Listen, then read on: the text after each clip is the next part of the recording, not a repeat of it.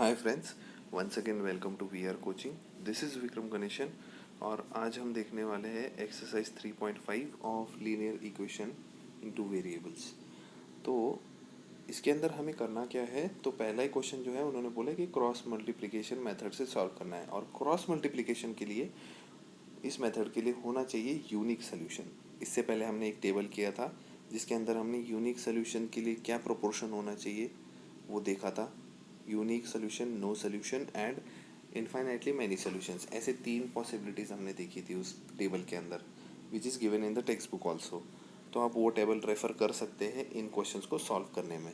तो चलिए देखते हैं, अगर यूनिक सोल्यूशन होगा तो ही हमें क्रॉस मल्टीप्लिकेशन मेथड यूज़ करना है, अदरवाइज़ हमें सिर्फ बताना है कि वो नो सोल्यूशन है या इनफाइनाइटली मैनी सोल्यूशन है। तो देखिए फर्स्ट क्वेश्चन के अंदर जहाँ पर उन्होंने कंपेयर किए इक्वेशंस दोनों को और उनके A1 A2 B1 B2 C1 C2 ये सब निकाल दिया है और फिर उनको उन्होंने रेशियो में किया। रेशियो में करने के बाद में पता चला कि पहले जो दो है A1/A2 और B1/B2 वो इक्वल आते हैं। जब वो दोनों इक्वल आते हैं और तीसरा नॉट इक्वल आता है तो वो लाइंस होती है पैरेलल। आप टेबल में देख सकते हो वो, ठीक है। सेकंड क्वेश्चन में आपको दिख जाएगा कि A1 A2 जो है वो नॉट इक्वल टू B1/B2 है। अब ऐसे केस में क्या करना है, देखिए फॉर्मूला तो है क्वेश्चन टेक्स्ट बुक के अंदर गिवन कि क्रॉस मल्टीप्लिकेशन मेथड का फॉर्मूला डायरेक्टली ही ले सकते हैं हम लोग, बट हम लोग वो न करते हुए हम लोग इस तरीके से सॉल्विंग करके देखते हैं जहाँ पर फॉर्मूला यूज़ ही नहीं किया है। तो आपको क्या करना है, वेरिएबल्स लिख लेने एक्स वाई और उसके बाद में जो कांस्टेंट है वो है 1 हमारा, तो वो लिख दिया। तो उसके बाद में आपको करना क्या है कि फर्स्ट कॉलम जो है आप छोड़ दीजिए, ठीक है। तो फर्स्ट कॉलम जैसे ही आप छोड़ देते हो, ठीक है, तो आपको सेकंड कॉलम में दिखेगा। देखिए फर्स्ट कॉलम के अंदर क्या लिखा हुआ है, 1 और 2 लिखा हुआ है। तो 1 कहाँ पे है, यहाँ पे बी और B2। तो बी से स्टार्ट हो रहा है फर्स्ट कॉलम, बी से स्टार्ट हो रहा है मतलब B1 और B2, फिर C1 C2 और यहाँ पर A1 A2 मतलब 2 और 3। देखिए अभी देखिए सीक्वेंस क्या चल रहा था, बी, उसके बाद में सी, उसके बाद में ए और उसके बाद में वापस बी। तो ये जो है ये आप लर्न कर लीजिए, B C A B ये कॉलम्स होने चाहिए हमारे, ओके, इस तरीके से। अब उसके बाद में कर देना क्या है कि कर देना है क्रॉस मल्टीप्लाई। तो देखिए मैं आपको नेक्स्ट स्टेप दिखा देता हूँ कि जब आप दो नंबर्स को मल्टीप्लाई करते हैं एक दूसरे के साथ, बीच में साइन होना चाहिए माइनस का। तो देखिए x के अपॉन में लिखा हुआ है उन्होंने, क्योंकि x का क्रॉस मल्टीप्लाई था ये, ओके। ये जो है ये x का क्रॉस मल्टीप्लाई है, तो ये -8 और 1 मल्टीप्लाई होकर क्या आएगा, -8। और फिर मैं -10 डालूंगा क्योंकि 2 और 5 क्या आता है, 2 और 5 आता है -10, -5 है, ओके। तो इस तरीके से आपको नीचे दिखेगा कि ये -5, देखिए मैंने यहाँ पे भी दिखाया हुआ है, और ये आ जाता है -8 + 10 2, आंसर 2 आ गया। उसी तरीके से आप y को सॉल्व करेंगे और फिर उसके बाद कांस्टेंट को भी सॉल्व करेंगे। जब आपका तीनों सॉल्विंग हो जाते हैं तो आपको करना क्या है कि ये जो नंबर है जो आंसर आया है, फॉर एग्जांपल x/2, और जो कांस्टेंट है उसको इक्वेट कर देना है और फिर उसके बाद इस 2 को उधर भेज देंगे तो x = आंसर आएगा आपका 2। और वैसे ही y को भी कर देना है, तो y का वैसे भी आंसर 1 ही आने वाला है। तो x = 2 and y = 1, this is the answer, okay. इस तरीके से आपको इस पूरे जो क्वेश्चंस दिए हुए वैसे सॉल्व करते जाइए। देखिए यहाँ पर भी वही सेम किया हुआ है। पैटर्न आपको याद रखना है, B C A and B, right.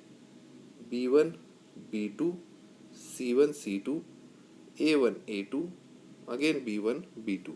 इस तरीके से आपको सीक्वेंस याद रखना है और क्रॉस मल्टीप्लाई करना है। तो ऐसे में क्या होगा कि आपको फॉर्मूला लर्न करने की ज़रूरत ही नहीं पड़ने वाली, ओके, और बहुत ईजी जाएगा फिर आपको। अब आ जाते हैं हम लोग अगले क्वेश्चन की तरफ। तो क्वेश्चन क्या दिया हुआ है हम लोग वो देख लेते हैं और फिर उसके बाद सॉल्विंग करना शुरू करते हैं। देखिए for which values of A and B does the following pair of linear equations have an infinite number of solutions. और यहाँ पे उन्होंने इक्वेशन दी हुई है। अब उन्होंने क्वेश्चन के अंदर ही बोला हुआ है ए और बी की हमें वैल्यू फाइंड करनी है और इनफाइनाइट नंबर ऑफ सोल्यूशंस बोला हुआ है। जब इनफाइनाइट नंबर ऑफ सोल्यूशंस होता है तो क्या करते हैं हम लोग, हम करते हैं A1/A2 is equal to B1/B2 is equal to C1/C2, जो कि यहाँ पर वैल्यूज के साथ हमने लिया हुआ है, राइट।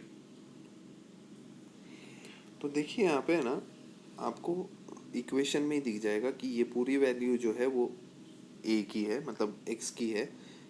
ये A1, ये पूरा A2, यहाँ पे ऊपर B1, ये पूरा B2, ये C1 और ये पूरा का पूरा C2 है, जैसा कि आपको यहाँ पे लिखा हुआ दिख रहा है।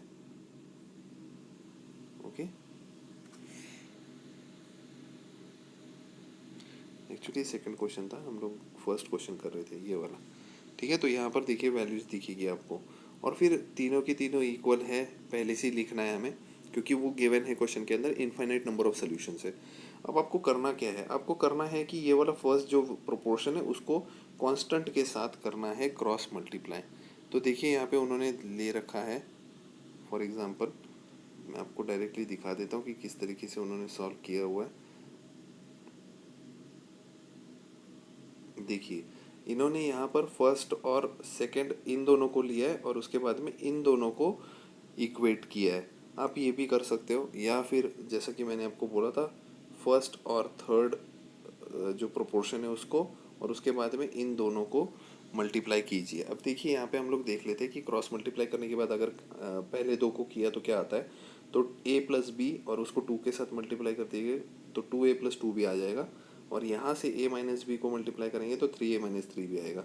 सिमिलरली इनको भी क्रॉस मल्टीप्लाई करेंगे तो कुछ इस तरीके का बनेगा, और फाइनल आंसर आएगा -2A is equal to -4B-6, और ये आएगा A is equal to 5B।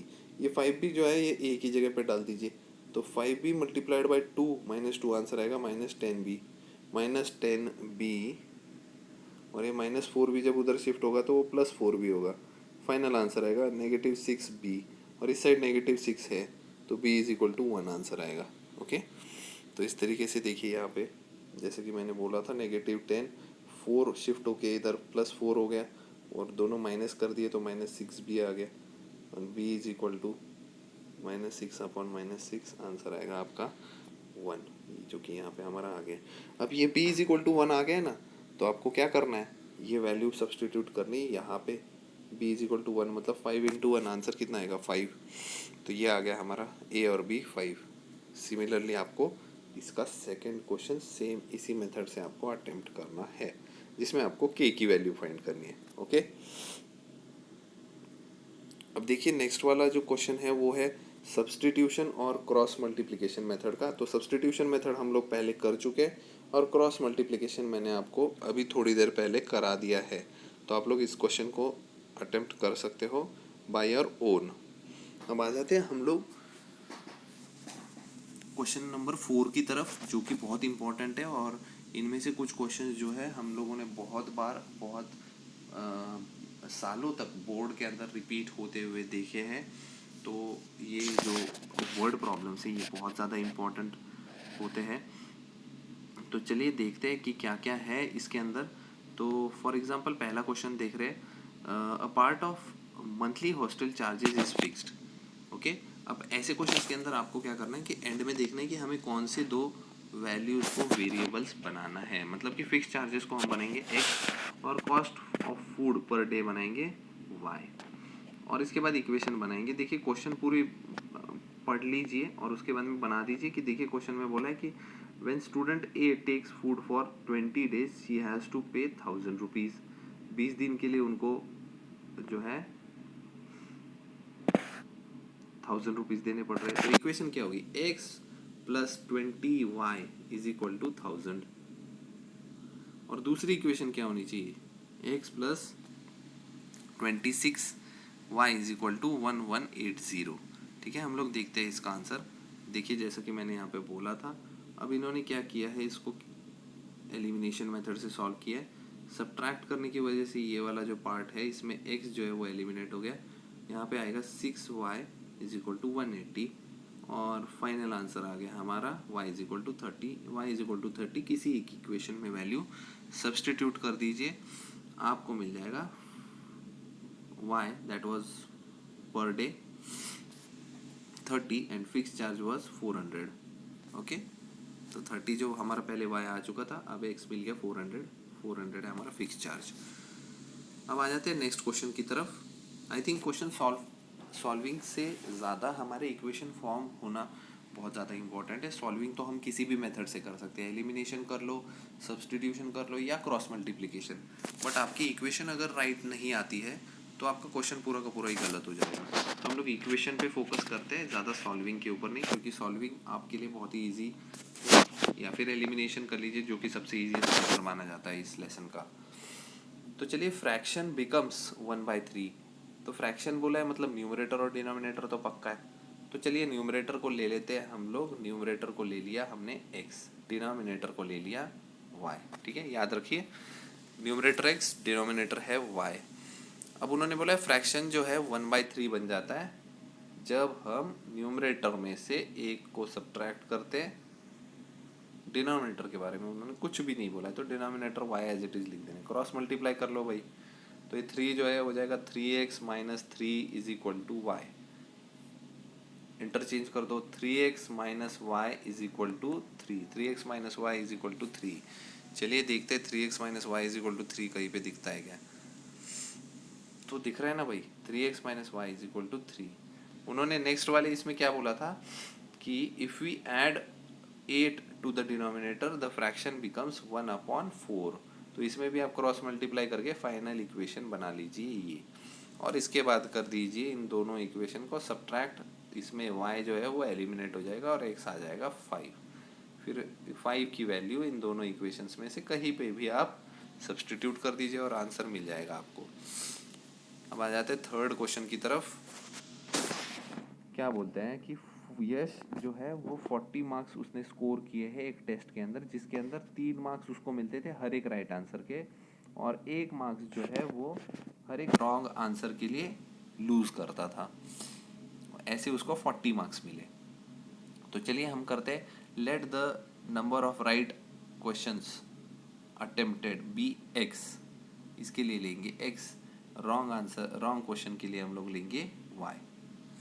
Okay, तो अभी देखते हैं कि 3x, 3 इंटू एक्स, क्योंकि 3 मार्क्स मिलते थे हर राइट आंसर के लिए, और सॉरी 3x माइनस होना चाहिए क्योंकि राइट आंसर में से रॉन्ग आंसर को तो माइनस करना पड़ेगा ना।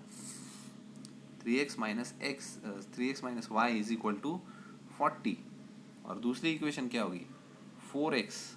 करेक्ट आंसर के लिए 4 मिलते थे और 2 मार्क्स कट होते थे हर रॉन्ग आंसर के, और उसको कितने मार्क्स मिले ऐसे 50 मार्क्स। ये हो गई हमारी दोनों इक्वेशन है, इनको सॉल्व करना है और हमारा आंसर फाइंड आउट करना है। चलिए इसका सॉल्यूशन देखते हैं। ये था हमारा, देखिए जैसे कि हमने बोला था करेक्ट आंसर के लिए लेंगे हम x और रॉन्ग आंसर के लिए हम लेंगे उसको y कंसीडर किया था। इक्वेशन जो बनी हमारी ये थी 3x minus Y is equal to 40 and after that 4x minus 2y is equal to 50। अब इसके बाद इन्होंने सब्सटीट्यूशन मेथड से सॉल्व किया है। तो इन्होंने सबसे पहले क्या किया कि y is equal to 3x minus 40 लिया, वो सेकेंड इक्वेशन में सब्सटीट्यूट कर दिया और उनका आंसर है x इज इक्वल टू 15। और फिर उसके बाद y is equal to 5। Total question कितने हुए, x प्लस वाई ना, करेक्ट क्वेश्चन भी और रॉन्ग भी, तो 15 प्लस 5 आंसर कितना आएगा 20। ओके, चलिए लास्ट करते हैं हम लोग, सॉरी सेकंड लास्ट है ये। सेकंड लास्ट क्वेश्चन में क्या बोला है कि a और b जो है वो 100 किलोमीटर्स अपार्ट है। चलिए मैं a और b बना देता हूँ। ये इक्वेशन में आपको डायरेक्टली बता देता हूँ कि ये दोनों जो है वो 100 किलोमीटर्स दूर है एक दूसरे से। ओके, समझ लीजिए अगर b जो है इस डायरेक्शन में जा रहा है और a भी उसी का पीछा कर रहा है। ओके, ऐसे में b की स्पीड जो है वो कम है और a की स्पीड ज़्यादा है, इसीलिए तो किसी एक पॉइंट ऑफ टाइम पे a जो है b से मीट हो रहा है। तो स्पीड ज़्यादा होने की वजह से x माइनस वाई हम कंसिडर कर सकते हैं दोनों की स्पीड। ओके, डिस्टेंस कितना ट्रैवल किया था 100 किलोमीटर, और इनको टाइम कितना लगा है, इनको टाइम लगा है 5 आवर्स अगर वो सेम डायरेक्शन में जा रहे हैं और डिफरेंट स्पीड्स के साथ। तो मैं डिवाइड भी कर देता हूँ 1 और यहाँ पे ये हो जाएगा 20। तो x minus Y is equal to 20, ये हो जाती है हमारी पहली इक्वेशन। ओके। अब देखते हैं कि उन्होंने क्वेश्चन में और एक चीज़ बोली है, अगर वो एक दूसरे की तरफ आते, which means they travel towards each other, right. So let's see, here is A and here is B. If they are coming towards each other, तो इसकी स्पीड थी x, इसकी स्पीड थी y, दोनों को मिला के 100 किलोमीटर का डिस्टेंस उन्होंने ट्रैवल किया x प्लस वाई स्पीड को मिला के। और कितना टाइम लगा? सिर्फ 1 आवर लगा, ठीक है, क्योंकि स्पीड्स जो है वो एडअप हो गई because they were coming towards each other. तो हमारी इक्वेशन बन गई 100 upon x plus y is equal to 1। कुछ फ़ायदा नहीं है, हम लोग सिर्फ x प्लस वाई को ट्रांसपोज करते हैं ऑपोजिट साइड में, तो x plus y is equal to 100। ये हो गई हमारी सेकेंड इक्वेशन। तो चलिए देखते हैं कि हमने राइट किया है या नहीं। आई होप इट इज़ राइट। तो ये रहा हमारा क्वेश्चन। देखिए यहाँ पे मैंने लिख दिया हुआ, it is a is equal to x kilometre per hour, b y kilometre per hour. पहली कंडीशन जो थी हमारी सेम आ गई, x minus Y is equal to 20, check कर सकते हो आप, जैसे कि मैंने पहले बोला था। और नेक्स्ट वाली थी x plus y is equal to 100। दोनों को अगर ऐड करते हैं तो y कैंसिल होता है, 2x इज इक्वल टू 120 आता है ऐड करके। सो x 60 आएगा, तो y कितना आने वाला है? तो y आपका आंसर आ रहा है 40 किलोमीटर पर आवर। ओके, तो इस तरीके से दोनों क्वेश्चंस हो गए। अब आ जाते हैं हम लोग लास्ट क्वेश्चन की तरफ। I hope it is the last. Yes it is. तो चलिए देखते हैं, area of rectangle gets reduced by 9 square units. तो क्वेश्चन के लास्ट में ही देख सकते हैं हम लोग कि find the dimensions of the rectangle. तो ले लीजिए, लेंथ जो है वो है x, ब्रेड्थ जो है वो है y। तो एरिया कितना होगा? एरिया होगा xy। और क्वेश्चन की शुरुआत में उन्होंने बोल दिया है कि area of rectangle reduced by 9, तो xy इज रिड्यूस्ड बाय 9। और l इंटू बी करना है हमें आगे। Area is equal to l into b होता है, तो हम लोग वो भी करने वाले। ओके, तो लेंथ मतलब कि x इज रिड्यूस्ड बाय, क्या बोला है उन्होंने, 5 यूनिट्स, और multiplied by breadth is increased by 3 units. Okay, तो जब हम मल्टीप्लाई करेंगे तो ये आएगा xy minus 5y minus plus 3x minus 15, इस तरीके से आएगा। और xy कैंसिल होगा, 15 उधर जाके आएगा, जो भी आएगा वो। तो हम लोग चेक कर लेते हैं ये क्या है। तो ये रहा हमारा सॉल्विंग। जैसा कि मैंने बोला था, ये इस तरीके की इक्वेशन बनेगी जिसमें xy जो है वो कैंसिल हो जाएगा, 15 जो है उधर चला जाएगा और बन जाएगा 3x minus 5y is equal to 6। Okay, वैसे ही सेम हमें नेक्स्ट इक्वेशन बनानी है जिसमें area is increased by 67 if length is increased by 3 and breadth is increased by 2। देखिए जैसे कि दिया हुआ है, और मल्टीप्लाई किया है बीच में, क्योंकि एरिया है that is length into breadth. और फिर उसमें से जब सॉल्विंग करेंगे तो xy कैंसिल हो जाएगा, 67 की तरफ 6 आके माइनस होगा, आंसर आएगा 61। ये हो गई दोनों इक्वेशन, और उन्होंने सॉल्व किया है सब्स्टिट्यूशन मेथड से। तो सॉल्व करने के बाद ये कुछ आंसर आता है।